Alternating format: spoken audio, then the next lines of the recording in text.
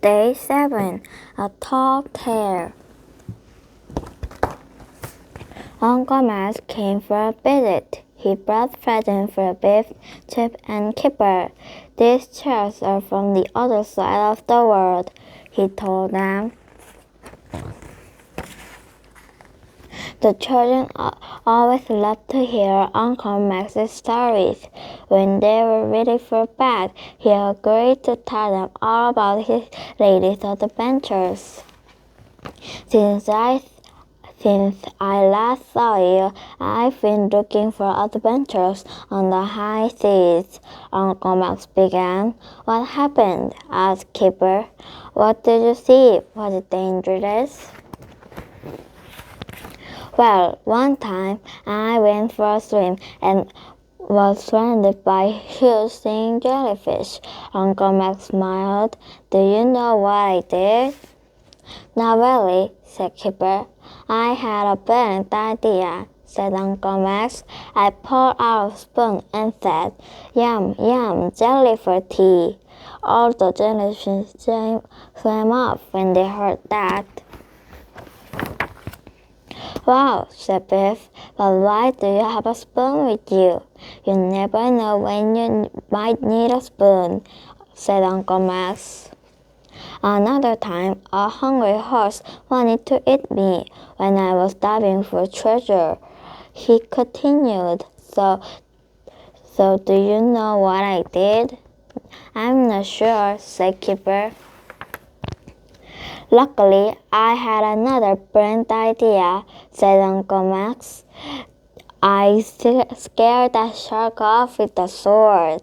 You had a sword with you? Asked Biff in surprise. Not a real sword, said Uncle Max. There was a swordfish swimming fast, so I used that. Wow, said Kipper. Is that possible? Asked Chip. You'll be in surprise what can happen at sea, Uncle Max said. He stopped and pointed at the light in the corner. Why is that key glowing? He asked. He thought that when taking us on an adventure, said Biff. Uncle Max had no time to ask any more questions. The magic took them all the way. It took them to a little boat in the middle of the sea. Uncle Max looked at the water all around them. What is going on? He asked.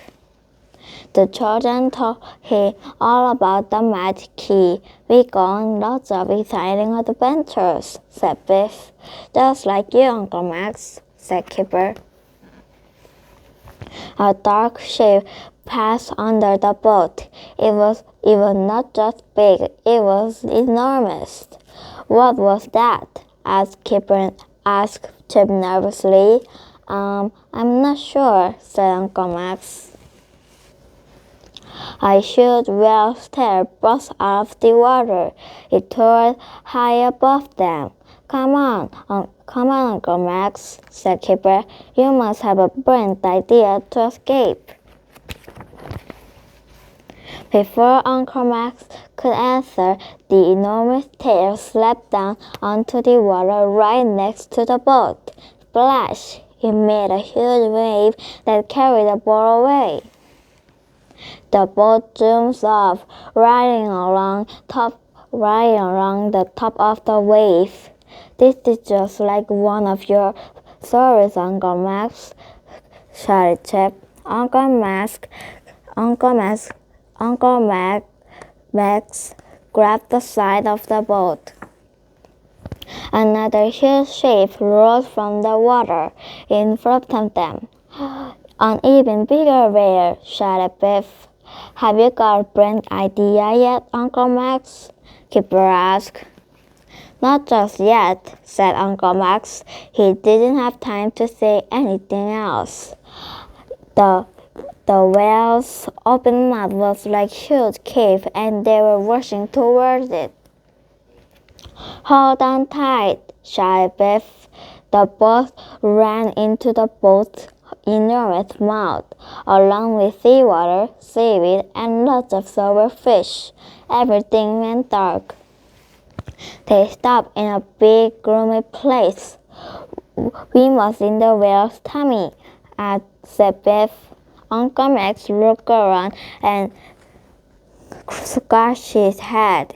"Isn't that possible?" he said. "Is it?" Kiefer gave Uncle Max a hopeful look. "How about now?" he asked. "Any brilliant ideas for how to get out?" "No," groaned Uncle Max. He looked soggy and miserable. For a long time, the only noise was the gurgling of the whale's tummy. Suddenly, Uncle Max jumped up. "Wait, I haven't got an idea," he shouted, "and it's a brilliant one." He began to rock the boat from side to side. "Join in," he told the children.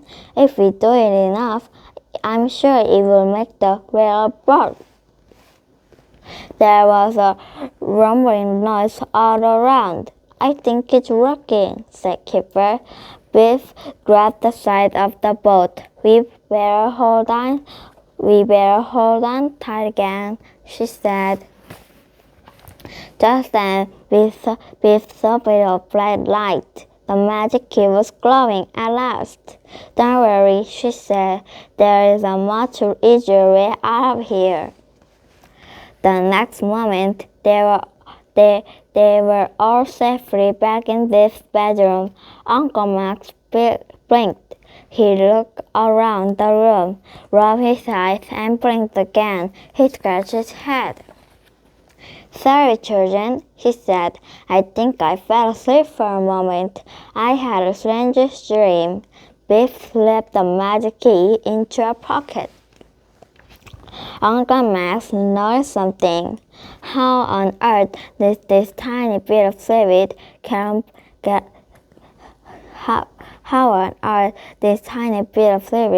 get onto my sleeve? He asked. The children glanced at each other and grinned. Uncle Max held the sweet between his fingers. "Actually, this reminds me of the time I had a secret competition with a giant octopus," he said. "Wow, that's so amazing," said Biff. "What did you do?" Luckily, I had a brilliant idea," said Uncle Max.